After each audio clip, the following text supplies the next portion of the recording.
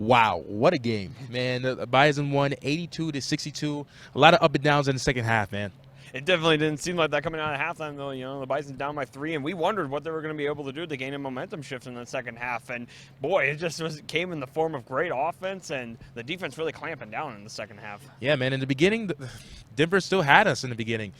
We made a lot of big shots. Denver had 11 points just off of our turnovers. It was not looking good for the Bison. And the offense was still making, poor mistakes on offense, a lot of turnovers, and it just seemed like the Bison might have been cooked for the first 5 minutes of that second half. Right, and it seemed like the crowd was against NDSU in the beginning, and then in the second half, when we got a momentum shift, everybody started rooting for us.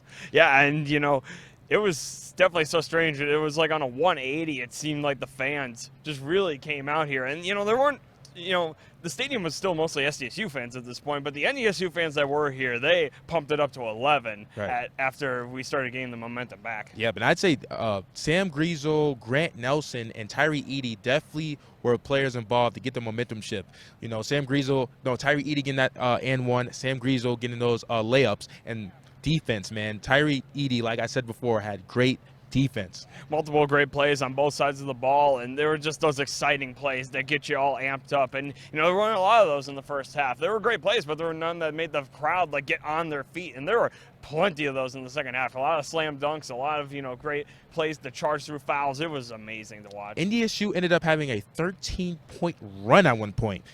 A lot of momentum, but I was kind of worried about that before the game, that NDSU was going to be a second-half team. They can't do that in this tournament. Denver was, missing mainly every shot. They couldn't buy a bucket in the last 5 minutes of the game. But when you play a team like Western Illinois or Oral Roberts, they're going to keep making shots. No, they got away with that because it seems like Denver was trying to get three-pointers way too early. Like, they got into that mode where they thought all they had to do was shoot three-pointers. And, yes, they're a very good three-point shooting team, but when it doesn't work, it heavily backfires on you, and it did for them in this game. They couldn't, like you said, they couldn't get a bucket in those last 10 minutes there. They kept trying to get three-pointers to try to get themselves back into the game, but it wouldn't work. NDSU just kept getting the ball back, milking the clock down, and eventually that's what caused them to pull away. Yep, the Bisons lived to see another day. Now they're on to the next. It'll either be Western Illinois or Oral Roberts. They play tomorrow.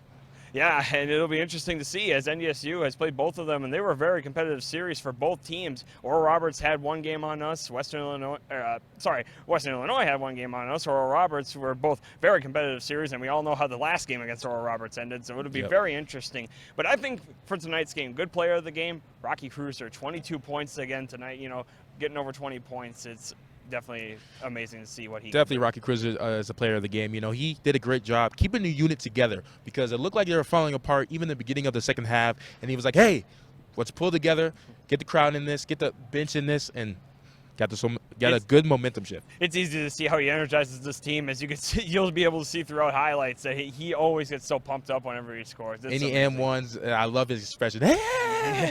But, yeah, we'll catch you next game tomorrow.